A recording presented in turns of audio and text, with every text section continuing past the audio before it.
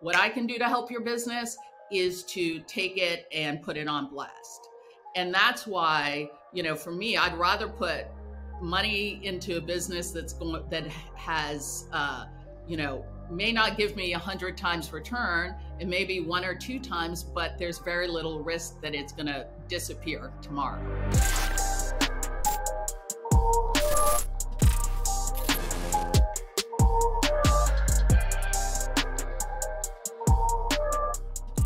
So traditional media is being disrupted in so many ways by independent journalists, even social media commentators and the like, social media creators even. And I think about some of the more recent, crashes and demises of some of the biggest media companies that have been well funded, even just this year, that are no longer with us in so many cases. And in other cases, maybe are a shadow of their former selves. And so when you look at the landscape of what's happening with large companies in the media business, what is the state of that from an investor's perspective and somebody who's worked in creating some of these things? Well, I think some of the downfall of some of the larger new digital media businesses, I think really speaks to the venture model, which is quite broken. And I think we're starting to see where the cracks in the pavement are by watching not just these media businesses, but some of the other tech businesses and other businesses that I think are now suffering because of the valuations and the enterprise values that were so frothy in the last 10 years and didn't really reflect the strength and the solid nature of the business. And by that, I mean, now everybody's talking about it, but we knew it was happening when it was happening, right? We knew valuations were not, we had companies that were based on valuations with no profitability. We had companies that continue to raise large sums of capital based on paper valuations, not based on, an actual business model and the health and structure of the business. So it's not, I would say, a surprise that we're seeing a lot of these media companies go away. They're sort of suffering from their own perceived success because they did raise a lot of money, and they raised a lot of money against the expectations of some really, really massive valuations. And it's not to say that these aren't great companies with great prospects, but unfortunately, they were burdened by their own success and expectations that were set for them and by them, really. So what's happening from the venture side that allows that to happen? Is it just so much money in the system that they've got to deploy it somewhere? Or is it, very charismatic founders? What's happening? Yeah, I think it's a combination of things, right? Media and tech are both sort of suffering in the same, in the same downturn. And the irony is, it isn't really about the businesses. The businesses, in many cases, are still thriving, right? They're still growing, perhaps not at the pace that they did out of the gate or at the pace that was expected based on their valuation. So, they are good businesses, good teams, good underlying business model, but the expectations are out here, right? And I think what you're seeing now is really a correction to where it should be. But of course, anybody who invested at the high valuation sees this as, the end of days, because the valuations are now coming down to a place where probably they should have been anyway. These companies probably shouldn't have raised so much money. Money will cover up a lot of mistakes, and sometimes you actually need to see and live your mistakes and own your mistakes and setbacks to be able to continue to build a business in a healthy way. So from an investment perspective, what does innovation look like these days in media? Because I brought up there's so many people doing this independently, and you also have a lot of social media commentators on these things. So what does innovation look like? No matter how you slice it, media is expensive. To build a media business from scratch is expensive. I I think you had a lot of companies really diversifying too quickly across too many formats to be able to chase scale and valuation. If you look at actually some of the success stories in media, look at some of the incumbents who have actually pivoted in an interesting way. New York Times just launched their app. New York Times is doing very well. This is a, age old, the old gray lady, as they call her, age old media business that has gone from being an incumbent and a legacy business and really pivoted in a very, very strategic way into the modern, into the modern era. But this is a company that's been built over 100 years, step by step by step. It had foundation, it had real brand awareness, it had real following, it had real authority in its space. So they had all those foundational elements that were built over the years to enable them to then innovate. A lot of the newer companies really just, built really quickly, and audiences were fickle, and it was really hard to sustain and maintain a solid, a solid foundation as they needed to scale their audience. And then once the kind of curtain gets pulled back a little bit, they're in real trouble very, very quickly. So I think about being on social media, very active on social media. It's very difficult for people like me and across, I guess, in many demographics to leave social media to go to another link, another location on the internet. And so I wonder what your thoughts are on, let's say I'm going to the New York Times, then I got a paywall, and maybe I'm not a subscriber. So, but you're talking about they're growing. So how are these things happening when, number one, social media platforms don't want you to leave? So they may suppress those links out. And then when you get to the place, now I can only read the first line of a story. Well, it's it's an age-old marketing strategy, right? They have to have content that's compelling enough that you're going to want to get behind the paywall. I think they have subscribers because their brand means something, right? It's like, how many streaming services are you going to sign up for? Most people have Netflix, maybe one or two others, but how do you become 5 or 6 if it's me? somebody needs to come over there and do like an audit on your seriously, streaming seriously, right? But Netflix became what I call a utility, right? Something that you pay like you pay the electric bill. It's not something you turn off, whether you're watching a show that's original to Netflix or exclusive to Netflix or not. That is what every media outlet aspires to, where the content is such that it becomes your utility. It becomes something that you're not going to live without.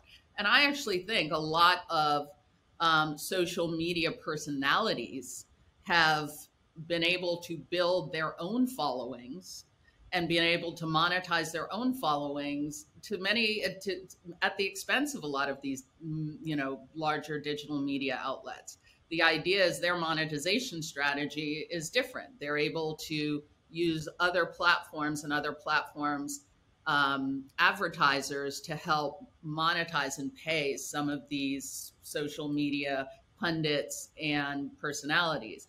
That's what I love about the business. I mean, the New York Times is a great example of an existing big media company that continues to innovate and nurture what already existed in terms of a following and hopefully build a few, new followers, but they had it.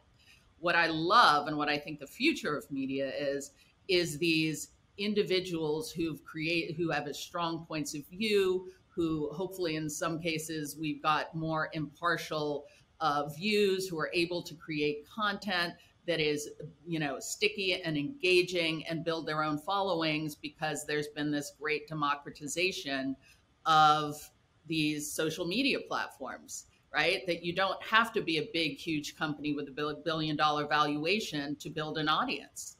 And that's, I think, the greatest threat to media is the individuals like yourselves and others who have something to say and have a point of view and are able to create content wherever they are and can build a following behind them and monetize that following. And so I've read that you're focused at Nexus with innovative growth stage companies, and you can debunk that if that's not true. But I wonder what the reasoning behind sticking to growth stage companies is, because a lot of people think about, well, I'm maybe seed stage, I've got a really great idea, but why growth stage? As an investor, it's 100% to do with what my risk tolerance is, and also to do with where I add value to a business. And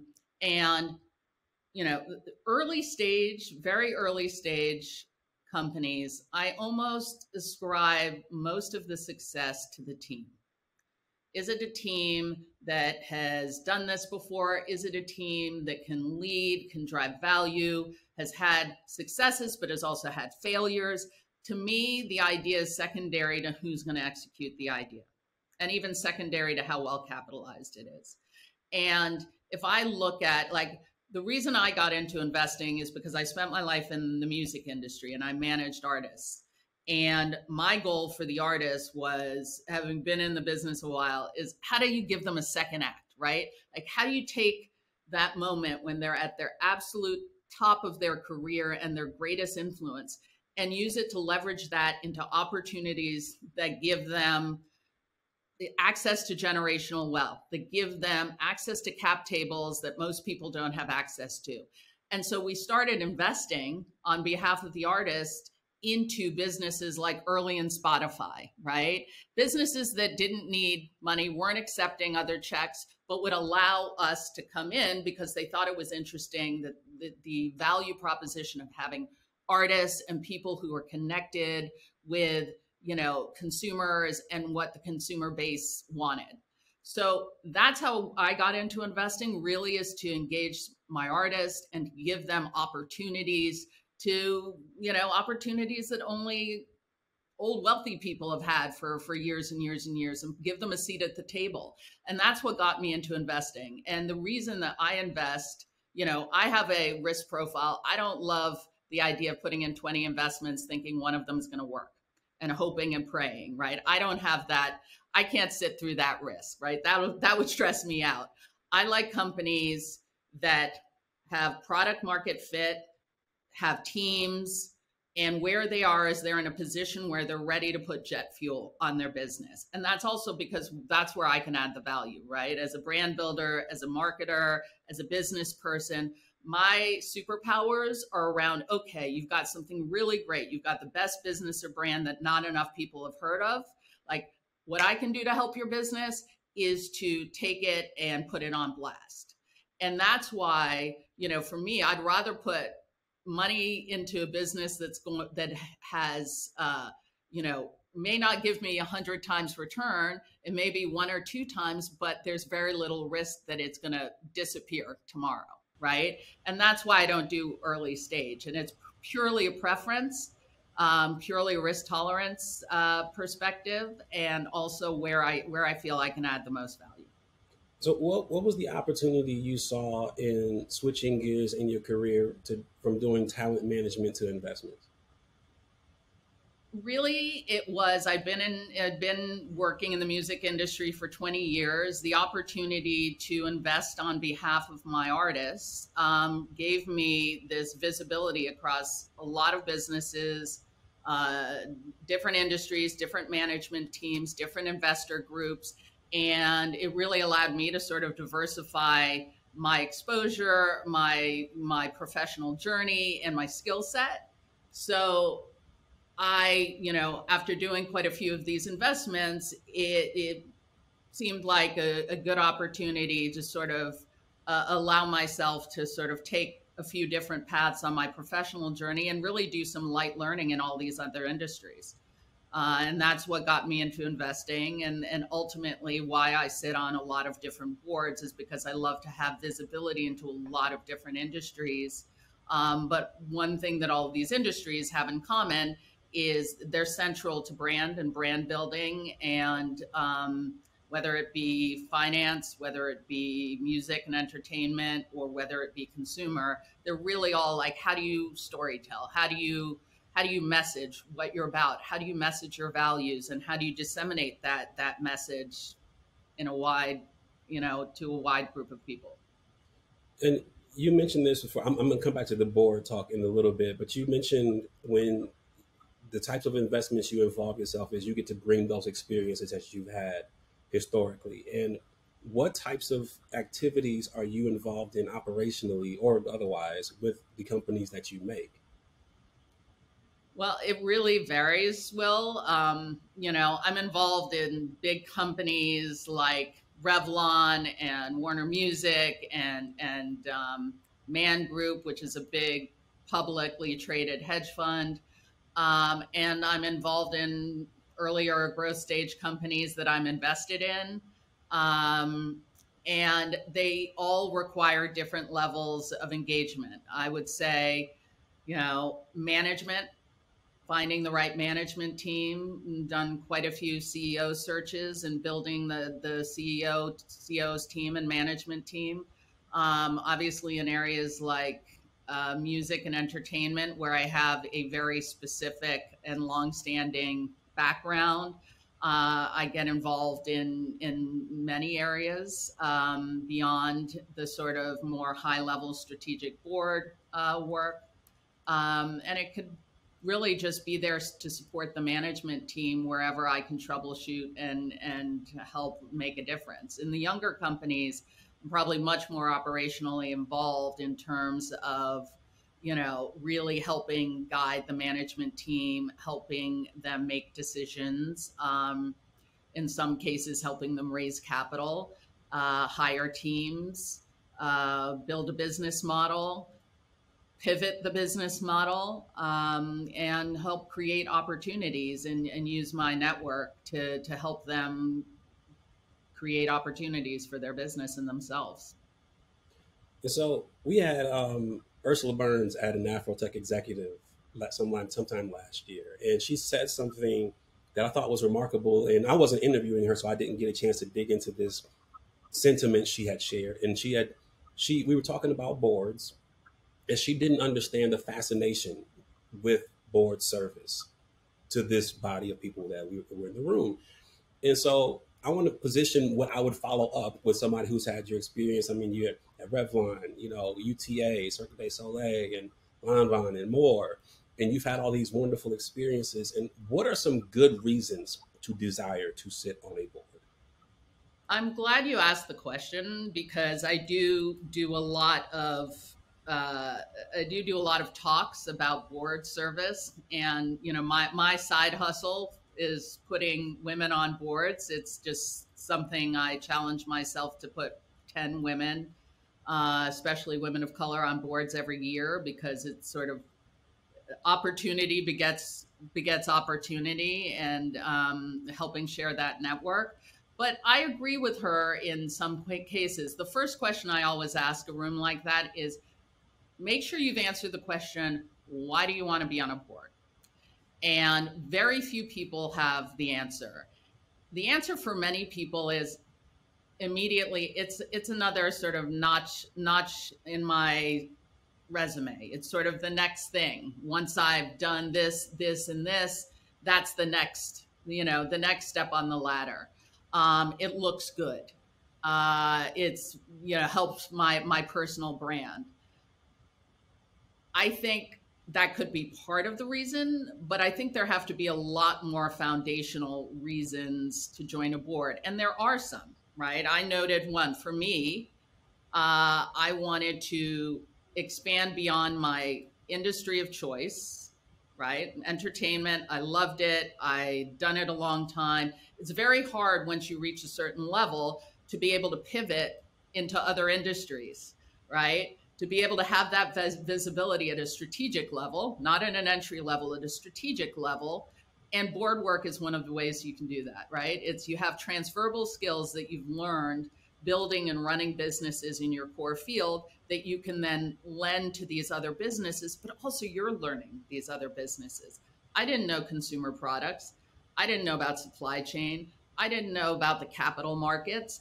I was able to bring my expertise into these businesses, but more importantly, I've gotten so much. I am now, if not fluent, certainly conversant in all these other industries. And at a certain point in your career, when you may say, listen, I don't want to be just Ceci, the entertainment person or the music person, I want to both intellectually and professionally expand my skill set, I think that's a really good reason. I think for an operator of a business, being able to work, if you're a CEO of a business, being able to work alongside and watch another CEO of a business work and to be able to partner with them and help them, but also learn from them, I think that's a really good reason to be on a board. I think being able to expand your network beyond your industry and be on a board with board members that are from all sorts of different industries and would be a great network for you, another great reason to do a board. I think where people get it wrong sometimes is they're going to make a lot of money. There are some opportunities to do that, but it's not, board work is not, you're stepping into, you're stepping in it. That's not what it is. I think a mistake is to do it just purely because you think it's a profile choice. And I think it's important to know, for example, if you're an operator in a business, it's really hard to do board work, right? You might be able to do one, but when you're on a board, the time, you don't have to be there all the time. There are very specific times you need to show up and be involved, but you've got to be there. So if you're working a day job, you can't say, I can't be at that board meeting. You can't say, I can't, be on that call. You've got to be able to create the time for that board service. And the other issue I find with some people who have a day job, especially if they're, they're a founder or running a business, is if I'm an investor or I'm a board member on your company, I want to know that you're 150% devoted to your day job. I don't want you using your time and your, mental mass to be supporting another company that doesn't help grow the business that I'm involved in. So it does become tricky, right? A good leader can see the value of being on another board to help them developmentally as a leader. But the idea is they have to be able to maintain their day job at 150%. And if that ever slips, you have the duty to ensure that you're fully focused on your day job. The other thing I think people don't really understand is there's real liability in being on a board, actual liability. So boards get sued all the time. You have insurance, but you need to be prepared for the fact that you have liability because you're a fiduciary of that company. And I think you've seen it, there are people getting sued at Disney right now. There are people who were suing the shareholders that sued Twitter's board. There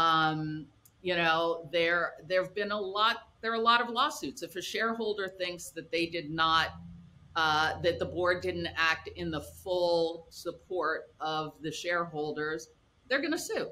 So just be prepared that there is liability that comes with it. The grass isn't always green. Companies have problems, and then you're really on the hot seat, and you've got to be, roll up your sleeves and get involved in solving those problems. And so I'm going to ask this question, and it's going to sound selfish, but there's very credentialed people who listen to this podcast, so there will be value across the board. So I have the privilege of sitting on a few boards, university boards, Ohio Casino Control Commission. We regulate all the casinos in Ohio, et cetera. Some international corporate boards I've sat on. And my question is this: for people who have sat on boards, there's a desire to get on bigger boards, and you don't want to just always trip over these opportunities. So how can you be specific and intentional about creating opportunities for yourself? How can people be intentional about, these opportunities, seeking them out? I think you have to be intentional about the opportunities.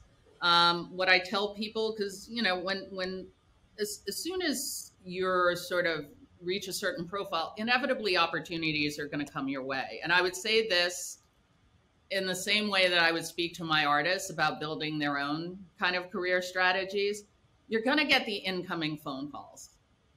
You're going to want to say no more than you say yes. And so when you say be intentional, think about the outgoing phone call. think about why, the question we just answered. Why do you want to be on a board? Is it to expand your professional skill set? Is it to pivot your career? Is it to expand your network? Then you ask the question, then you answer the question with what companies really interest me? What value could I add to a company? And then you start to formulate an opinion around the types of boards that would be interesting to you, whether they're big, small, private, public, that's sort of secondary. What are the companies that are interesting to you because you've asked those questions? And I left off one point that I think is one of the mission critical questions for yourself. Who else is on the board? Right? Both in terms of who do you want to learn from? Who do you want to be a part of your network? Who do you admire? Who do you want to spend a lot of time with, because you do spend a lot of time with your fellow board members? Those are really critical questions to ask. If you ask me, one of the most pivotal boards I was on was actually a nonprofit board. It was one of my first boards. And I arrived at this board and there were 7 sitting public company CEOs also on the board. When I say it was the highest functioning board I have ever seen, the most high functioning people, entirely productive, every meeting ran so well.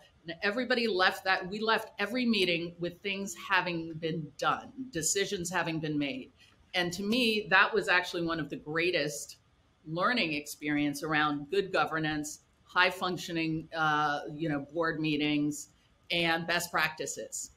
And what's, the byproduct of that is having spent all that quality time peer to peer and elbow to elbow with these 7 sitting CEOs. Not only did I learn from them, but they became part of my very, very close network of advisors, of mentors, and yes, of pipeline to future board work and career opportunities. You cannot understate the importance of the network. And I think sort of the board pipeline gets a bit of a bad rap because it has been historically very insular, but there's also reason for that. Really, the decision around who gets on boards comes down to what I call the 3 C's, right? Capability, obviously. The person has to have the capabilities and the skill sets to be on that board. Chemistry, right? Really important. Are you going to have chemistry with the other board members? Are you a growth mindset person? Are you a fixed mindset person? Do you build consensus? Are you a table pounder? Are you going to get in that room and help it be really productive? And the last one is character. And this one is the most important one because I think it's the reason that boards have been very exclusive. Unlike hiring somebody for a regular job, when you put them in the boardroom, they have the enormous power over and around the business. With that, you need an enormous amount of trust of the person you're inviting onto the board. You need to trust in their values, in their ethics, in their their ability to not only add value, but to be constructive. And that's not built overnight, right? You can't read that in somebody's LinkedIn and understand, what that character is and, haven't built that trust. So that trust means that a lot of people call people they know. They call people they know. They call people they've worked with. They've called people that have great recommendations because people they trust have worked with them. And historically, that means it's been a very small pool of people to pull from. And one of the things that I certainly try to do is not only put people on boards, but to ensure that the people making the choices and decisions have exposure in their own network to all of these amazing people that may not have been on their radar before, because it's not a supply issue. I think it's a connectivity issue, giving exposure to the enormous supply of highly capable, talented people who are now a part of their network, and they can build relationships and build trust, which may lead to board opportunities, may lead to other career opportunities, may lead to mentorship opportunities. But I think really building that network and the relationships and the trust is as important a part of developing the next generation of board members, and hopefully a much more diverse and representative generation of board members, as just pipelining resumes and using search firms. So I've got two questions left, and I'm conscious of your time. So I was talking to Tristan Walker, who's a friend, who sits on Shake Shack's board and Foot Locker, and we were talking about how not only is diversity on boards the right thing to do, but there's also an economic reason. There's diversity impacts the bottom line. And I want to ask you a question on this is because at that same AfroTech executive we had with Ursula Burns and Merlene St. Till, who's also on a lot of corporate boards. And there was a conversation around how much weight should we put into being on a board because you may be Black too. The diversity, they need that also. And I wonder what your thoughts are on how we should pursue board opportunities because we might also be Black. It doesn't mean we're not skilled, and it doesn't mean we won't have an asset to provide, but we're also Black. How much weight should we put into that? Listen, I mean, if two people are equally as qualified for a board role, bring representation onto your board, right? I think, Tristan's point is a really good one, and it's an economic imperative. It's not a diversity imperative. Boards should reflect their entire stakeholder group all the way through, right? That is their consumer, that is their employees, that is their shareholders, that is their management teams, that is their board. So all the way through organizations, the board should reflect every aspect of that stakeholder group. And that just becomes an economic, imperative, because that means you're going to be able to better serve your end consumer, your end business, right? Having representation in the room. It's one thing that actually has driven me crazy about the beauty industry, which is still so segregated, right? Multicultural teams live over here, general market lives over here. And, if you want to actually get the best for your company, have representation throughout. Bring those multicultural folks in. Have them be at the point of origin of product innovation, of marketing, of C-suite, and yes, of board. And you'll get the benefit of being able to wrap your arms around all cultures and the entire audience. And you'll also bring some very important and critical perspectives into the room of what they call the general market. So, but, to answer your question directly, I think it's as important that when we get on these boards that we are high performing. We need to get on these boards and not be in the back, quiet, cashing our ticket. We need to come in these boards and have a very strong voice and be able to make a real impact on the board. So yes, I think we need more diversity, more people of color on boards, but it's important when they get on those boards that they're there for the right reasons and that they're there and can make an impact. Otherwise, we'll start going in the other direction. Certainly. Last one. I think I read this from Wall Street Women's Forum, and this was written about you. It says, utilizing her artist development expertise to develop businesses and entrepreneurs, Ceci has grown a portfolio of companies taking on varying degrees of operational involvement. And I referenced that because you said something earlier regarding, changing from talent management to investment. And so many of us, particularly career-minded people, think about they may be unhappy in what they're doing today. They may want to do something else. And so many of us think that we need to stop what we're doing to do something else. You saw what you were doing as a leap, as a launch pad to do what you're doing now. How should we be thinking about reimagining our activities and reimagining our skill sets to be able to deploy them to different targets instead of leaving what we're doing altogether to start something new? That's a really good question. And I think, I think about that word reimagining a little bit. And a word that I hear a lot, which is pivoting. I think taking stock of the skill sets that you've already developed. I think the idea of doing something new is really semantics, right? You're going to bring your experience from whatever you've been doing into the next thing you do. There are very few experiences sets that have no transferable skills, right?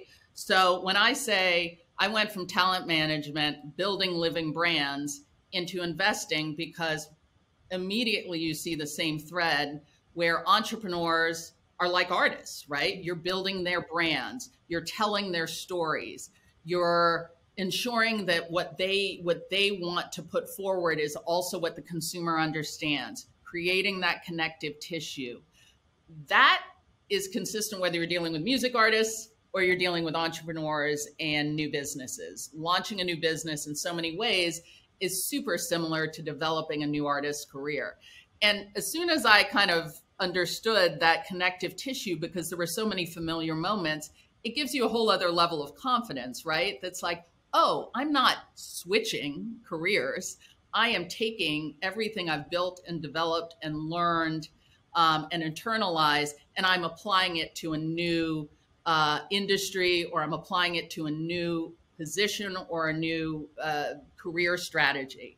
But I would never say you're never starting from scratch is what my point is. So really being able to take stock of the amazing experience that you've already built and think about how it translates into some of these other areas. Ceci Kurzman, this was wonderful. Thank you so much. Thank you, Will. It's been a pleasure.